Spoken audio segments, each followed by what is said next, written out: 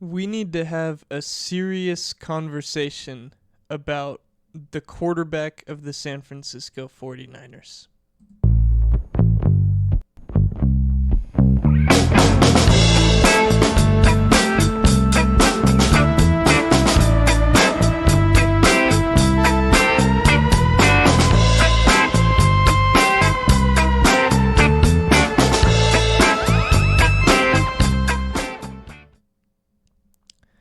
Welcome in, everybody. This is the Soder Report. My name is Kyle Soder, and I'm the host here of the Soder Report.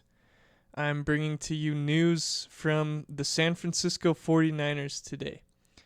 I'll also talk a lot about the Oregon Ducks right here, as on a later show, I'll also talk about the San Francisco Giants as well. There's news happening with all three of these teams. So I'm going to be getting episodes out about each of those teams. But first, before we get into the San Francisco 49ers today and the serious conversation that we need to have, the Soder Report is brought to you by Elite Cacao Supplements. Head on over to www.elitecacao.com. Get your memory supplements today. I have one right here. I just got into the entrepreneurship program at my university. I take these before midterms, and I feel just locked in for the next 4 hours. They're great to study. They're great before tests. They're great before classes. They help so much with memory retention and focus. And each purchase helps put food on the table for a farmer in Ghana. So, let's get to the San Francisco 49ers. And the kid gloves are going to come off from me on one player in particular. But first, I do want to start with my usual overall view, big picture look at the season. The San Francisco 49ers are currently sitting at 3-1. And if we look up the standings in the NFC West, the San Francisco 49ers are in a three-way tie for first place with the Seahawks and Rams. Obviously have the win over the Seahawks. They're 2-0 in the division, so tiebreakers put them into first place technically. But they are sitting at 3-1 right now. And if you would have told me that in the preseason, I absolutely would have taken that. I would have signed up. I think that's a great start to the season overall, because I expected this San Francisco 49ers team to be a team that wins 10-ish games. I think every single person here on YouTube covering the 49ers says that, so that's not really saying a lot. But my expectation for the team was win 10 games, get into the playoffs. Congratulations. You've met expectations. The rookies look really good so far. Mykel Williams looks good. Upton Stout looks great. Marquise Siegel looks pretty good. He looks like a solid safety. And we're even getting some production from Jair Brown. So applaud Robert Saleh for that one. I know Jair Brown isn't a rookie, but he's a guy that was getting bagged on over and over in the offseason. I felt kind of bad for him because the way I see it, it was more of just a sophomore slump and people overreacted. But he has been playing well in a different role from what he was playing as a rookie. CJ West looked good in limited action, but he's hurt now, of course. Jordan James, haven't really seen him. I broke him down pre-draft, and I wasn't super excited for that pick, but he could be solid depth. So the rookie class is looking really good. And there have been a few people on both sides of the ball that have taken a step forward. Ricky Pearsall has taken a step forward. D. Winters has taken probably 4 steps forward from where he was. So there's been these players, these inexperienced players, are getting coached up to win games, to be able to play situational football, do their job, and win games. So I want to applaud the San Francisco 49ers for doing that. And I also want to applaud them for going into Seattle in week 1. We know that Seattle is a place where things can get weird. Things can be unpredictable when you go on the road to Seattle. And we know that things can be unpredictable in week 1. So the Seattle Seahawks had an advantage going into that game. They didn't have as many players injured as the 49ers did, and they were at home. So Seattle had intangible advantages, but the 49ers overcame that, and they won the game. Now, we'll talk about the way they won the game later, but they did win the game. In week 2, they go down to New Orleans with a very new team, early body clock game, and they find a way to get it done there against a bad team, granted, but they find a way to get it done with a backup quarterback, with a lot of backups in, with new players, and in an early body clock game. So I thought that was an impressive win as well. Week 3, coming back home against the Arizona Cardinals. Kyler Murray usually destroys the 49ers defense, especially Saleh. But he did not do that Sunday. The 49ers had Kyler Murray contained. And I thought the game plan was really interesting because the 49ers defensive line continued to move Kyler Murray to places where he couldn't see the field. Kyler Murray, as a shorter quarterback, has limited view of the field when he's in the pocket. So Robert Saleh talked about mousetraps that he set for Kyler Murray, and that's how they did it. So I thought that all 3 of those wins were impressive. I think that a 3-1 start, in theory, on August 1st is impressive. I've gone 8 minutes. I can get into it now. What isn't impressive is the loss to the Jacksonville Jaguars at home.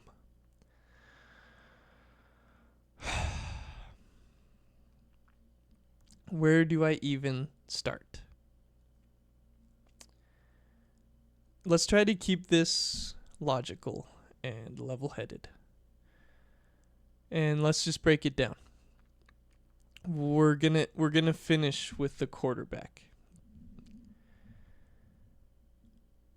There are a few different concerning developments that are starting to come out of this season. 2 of the biggest ones, obviously the injuries. The injuries are a big development. They're a major hindrance to the San Francisco 49ers at this time. However, I'm not going to give Kyle Shanahan and John Lynch a pass on the season if they miss the playoffs because people on their team get injured. The Detroit Lions were the most injured team in in football last year, and they won 14 games in the regular season. So if you just drafted better, if you didn't waste picks in the third round on kickers, then you might have some better depth. If you didn't trade 3 first-round picks for a quarterback you decided you only needed to see for 4 games, you would have some better depth. You'd have some better starters with those 3 first-round picks. So the injuries, they're a topic of conversation, but they're not an excuse in my mind. Because you could have built your roster a lot better than it's built right now. The two biggest negative surprises for me is Christian McCaffrey and Trent Williams. I think everyone is willing to acknowledge that Trent Williams has regressed. We see it. We see him get holding penalties. We see him get beat off the line of scrimmage. We see him get blown up in pass protection. We see him get pancaked by defensive ends. He's still a good left tackle, but he's not the all-world, all-time great left tackle that he's been for the 49ers for the past however many years. 5 years? 6 years? This is year 6. He's not that guy. And you know he's probably going to get hurt sometime during the season, so you hold your breath for whenever Spencer Burford needs to come in to replace him. So I think everyone's willing to acknowledge that Trent Williams has regressed, and that's a concern, but since everyone is acknowledging that, it doesn't make it a interesting topic of conversation. The one that people are divided on is Christian McCaffrey.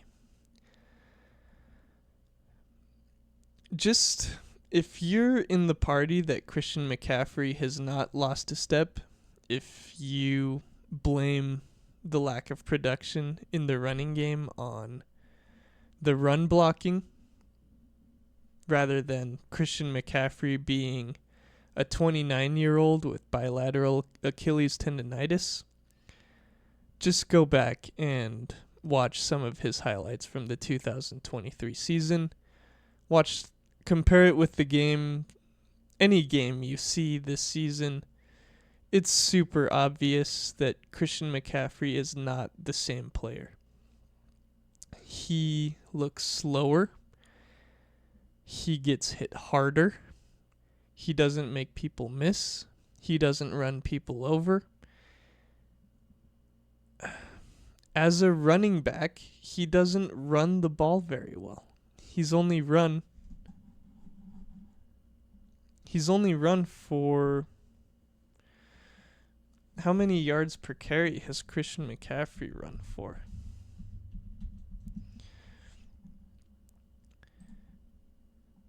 He ran for 3.2 yards per carry in the game against Jacksonville.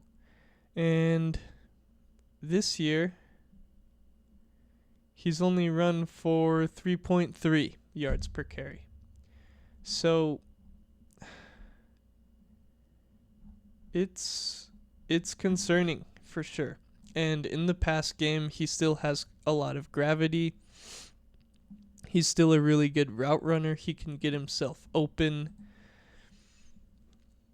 He's an asset in the pass game still. But after the catch and as a running back, he's not explosive. He's not the offensive player of the year that he was. And I think that sounds obvious. I think it looks obvious. To a lot of people, it isn't. And I just really don't know how you can argue that Christian McCaffrey is just as good as he was 2 years ago because he's putting up as many fantasy points as he was. That's just not how football works. So those are the two biggest concerns that I have after 4 weeks. Now, like I said, I think the 49ers are in a good place overall. And playing the Rams on Thursday, playing the Buccaneers in week 6, those are going to be a couple of tough games, but then the schedule softens up again. And hopefully the 49ers can do what they should do against inferior opponents.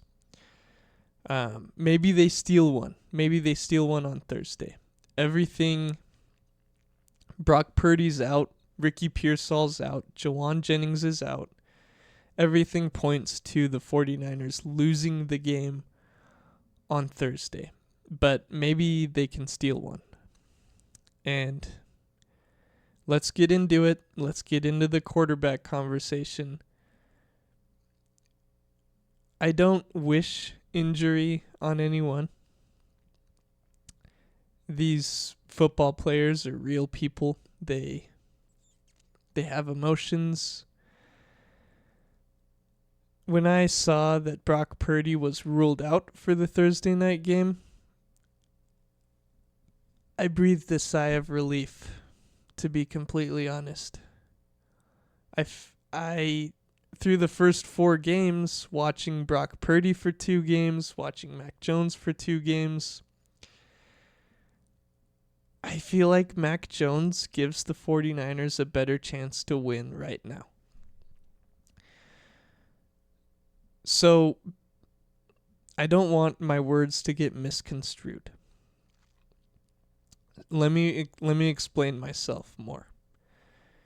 If I was starting a team from scratch, and I had to pick between Brock Purdy and Mac Jones to be on my football team, I would choose Brock Purdy because he's more mobile, he is more confident, he can make plays with his legs, he's aggressive, he looks for throws down the field rather than just checkdowns.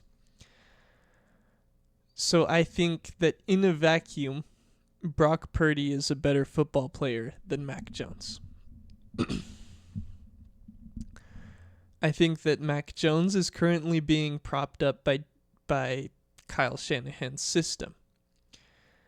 I think that he is taking advantage of Kyle Shanahan scheming receivers open, and he is doing every single thing that Kyle Shanahan tells him to do. And if a play doesn't work, then he throws the ball away. Pros and cons to that, of course.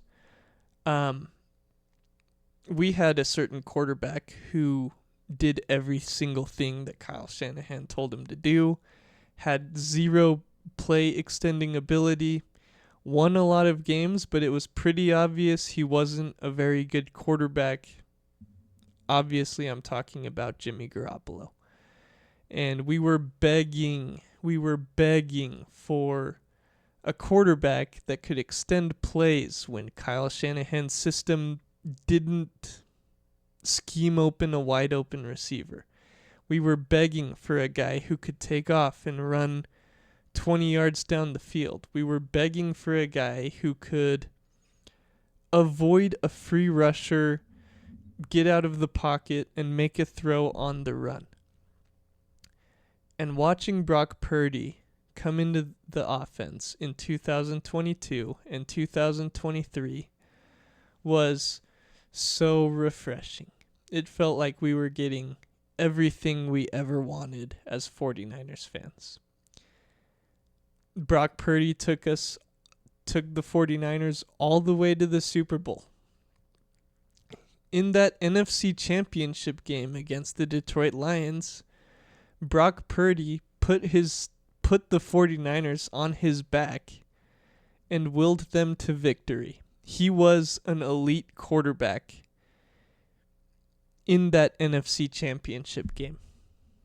He was worth $53 million per year in that NFC Championship game.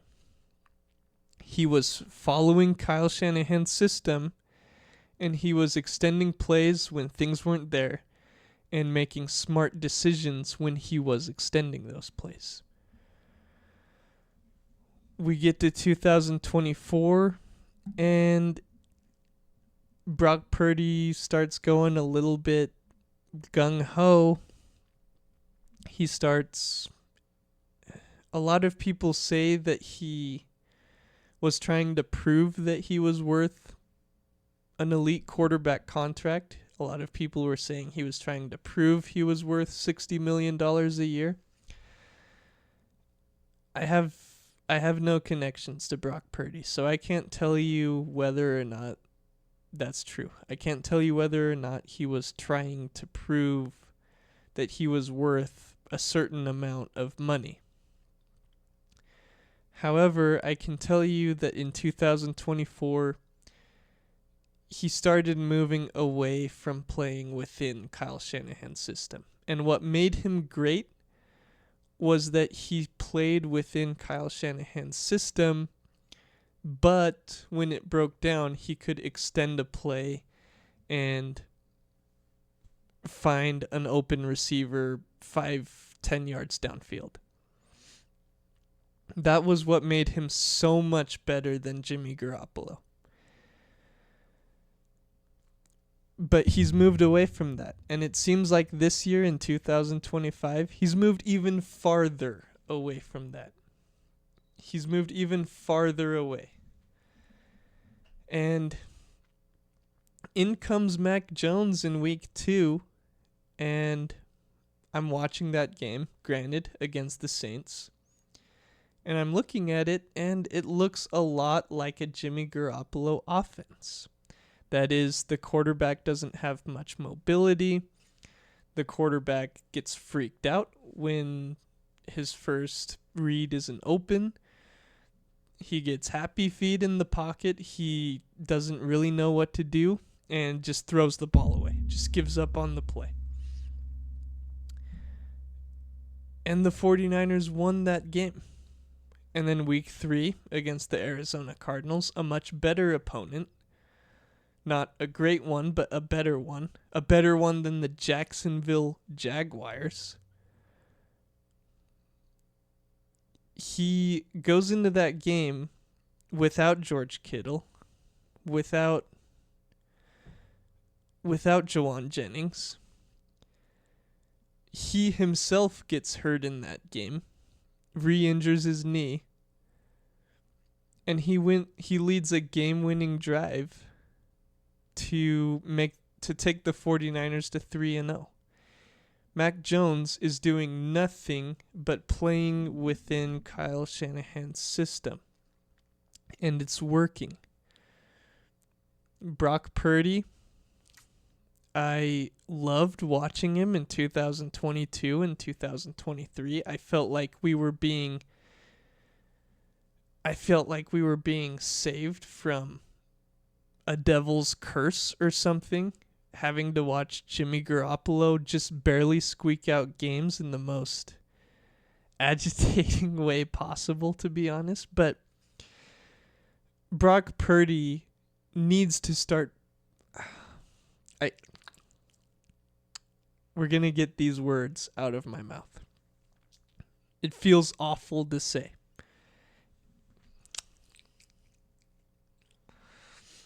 Brock Purdy needs to play more like Mac Jones and Jimmy Garoppolo. There, I said it. It tasted disgusting. It tasted disgusting to say Brock needed to be more like Jimmy Garoppolo, but it's out. I got it out without throwing up. And that is simply he needs to play within the system. He needs to go back to playing within the system. If there's an open receiver, an open Christian McCaffrey 5 yards in front of him, you don't throw over him trying to throw to Kendrick Bourne in triple coverage and let a defender come up with the easiest interception of his life. If he's inside the 10-yard line against the Seattle Seahawks, with a shaky Jake Moody. He can't. I know they won the game. I know it turned out okay. But Jake Ton just intercepted that ball from Tariq Woolen. You can't. The result was fine. The process was terrible. So Brock needs to get back to doing what he was doing as a rookie and in 2023. Now, if you think I'm crazy, if you are a Brock stan, let me just show you something real quick. Here we go. Not nice stats for Brock Purdy anyway. Both played 2 games.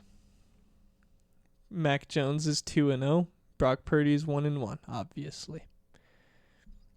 Mac has a better completion percentage than Brock. Brock has more pass yards. Brock has more yards per attempt. Brock has more yards per game. They both have 4 touchdowns.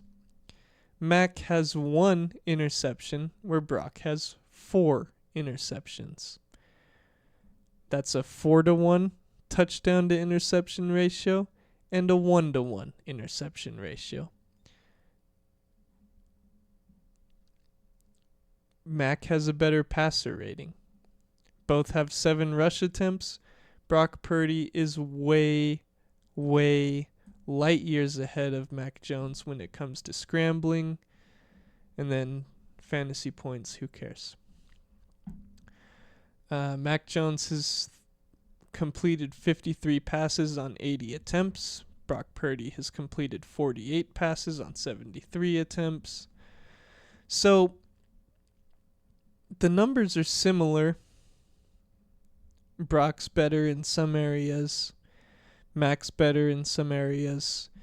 It's not a $50 million yearly gap, though. Now, I'm on record. I don't like when people just say that Brock is being paid $53 million per year, because he's counting $9 million against the cap this year. That's $5 million more than Mac Jones is. So, big deal this year.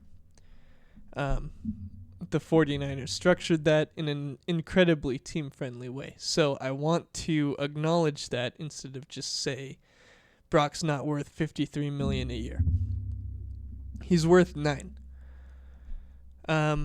But you look at these stats and you can't with certainty say that Brock Purdy is playing like a franchise quarterback. You can't say that he's good enough to start over Mac Jones if he has turf toe, let's say, for example. He should not have started that game against Jacksonville. It absolutely should have been Mac Jones starting that game against Jacksonville, and I think if Mac Jones starts that game against Jacksonville, the 49ers win. I know there were a lot of Brock Purdy stans out there who were saying that Brock Purdy, if he would have played against the Saints and if he would have played against the Cardinals, the 49ers would have won by 50 points. And fact check, probably false. Brock probably would have thrown a couple interceptions in those games. He's the first 49ers quarterback in a long time to throw 2 interceptions in 3 straight games. It's unacceptable. That's how players get cut, is they turn the ball over. Turning the ball over on an interception is way worse than punting. So let's look at his performance by season, because I think this brings up another interesting topic. Brock Purdy, 2022, didn't get a whole lot of time, but 67% completion, 1,300 pass yards, 9 games, 13 touchdowns, 4 interceptions. He played solid. He played good. He played good enough to elevate the team around him. I think that's fair to say. Brock Purdy, 2023. MVP type numbers, 69% completion, 4,200 yards, 31 touchdowns, 11 interceptions. That was great. That was in the top 5 of MVP voting that year. Brock Purdy, 2024, 20 touchdowns, 12 interceptions. Remember that number because it's going to come up again. And then obviously a dreadful start to the 2025 season. Let's visit our old friend, Jimmy G. 2017 comes in to a awful team. 67% completion, 7 touchdowns, 5 interceptions, 5-1 record. 2018, we're throwing that out. 2019, 69% completion percentage, 3,900 yards in 16 games, remember. 27 touchdowns, 13 interceptions. Played great ball. 2020, we're going to throw that out. Here's where it gets interesting. 2021, 68% completion, 3,800 pass yards in 15 games. 20 touchdowns, 12 interceptions. Where have we heard that before? Where have we heard that before in a Kyle Shanahan quarterback starting in his second season with the 49ers? Oh, yeah. Brock, second full season, 20 touchdowns, 12 interceptions, 15 games, 3,800 yards. I actually didn't realize how identical that was. But that's Jimmy's second full season with the 49ers. He played 15 games, 3,800 yards, 20 touchdowns, 12 picks. And then 2022, the 49ers are ready to move off of him. Injury bug comes. He's on the field, breaks his foot a few starts into the season. Played pretty well, though. 16 touchdowns, 4 picks. That's with Christian McCaffrey and Brandon Ayuk and George Kittle and Deebo Samuel, all in their prime. Trent Williams. So what I'm saying is, it seems like quarterbacks in the Kyle Shanahan system get propped up early. That could be what's happening to Mac Jones. Probably is, like I said earlier. I think that's what's happening. Is Mac is just doing everything Kyle Shanahan tells him to do. After a couple seasons, the league figures it out. They figure out the tendencies. An injury happens because Shanahan has an awful offensive line. They prefer to pick kickers in the 3rd round and punters in the 4th round than offensive linemen. So their investment gets hurt, and a backup comes in, does everything Kyle Shanahan tells him to, and he plays well for a while. Doesn't matter if you're the last pick in the draft. You can do it in Kyle Shanahan's system. So this is concerning. This is a concerning trend, and it might not just be Brock Purdy. It might not just be Mac Jones. It could go all the way to Shanahan. I want to research other quarterbacks that Kyle Shanahan has had. Matt Ryan's not a great example, obviously, because he was only there 2 years. RG3, not a good example, obviously. So I'll have to look that up. I want to do some more digging into that to see if other Kyle Shanahan quarterbacks have regressed after being with him for multiple years. But this is something that we need to monitor at this point, because I feel better about Mac Jones being the starting quarterback for the 49ers right now than I do Brock Purdy. And the receivers might feel that way as well. So I've dwelt a lot on, this has been a very sober podcast. This has been very negative, downtrodden. I didn't intend for it to be that way. I wanted it to be more upbeat and lift people up, because there has been a lot of negativity after one of the worst losses of the Shanahan era. We knew that this was coming. We knew bad losses were coming. The coaching staff knew that bad losses were coming. They talked about how the rookies would need to take their lumps. And losing to the Jacksonville Jaguars are the lumps. And hopefully they can just win. Hopefully Kyle Shanahan and Robert Saleh can coach their units good enough to get this team to 10 wins. And however they do it, however it looks, doesn't matter. That's what the expectation should be. And if they fail to do that, what's going to change with Kyle? He's going on, next year would be his 10th year, and he doesn't have anything to show for it in that decade. So I'm sure that viewers here will have thoughts. So please leave thoughts that you have in the comment section below.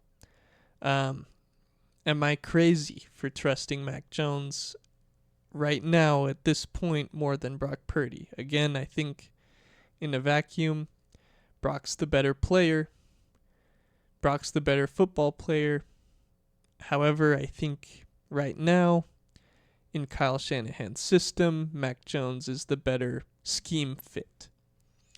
So let me know what you think. Overall, first 25% of the season, success for the 49ers. They deserve a thumbs up for going 3-1, being tied for first in the NFC West, being 2-0 in the division.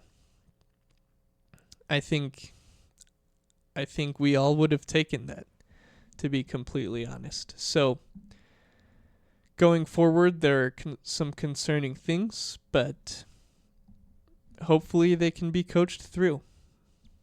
So I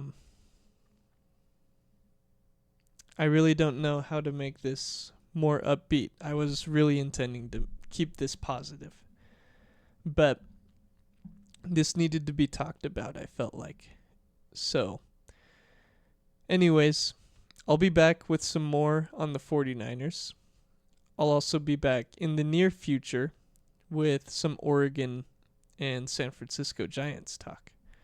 So please like and subscribe to the channel, comment below your thoughts, and hope you have a wonderful rest of your day.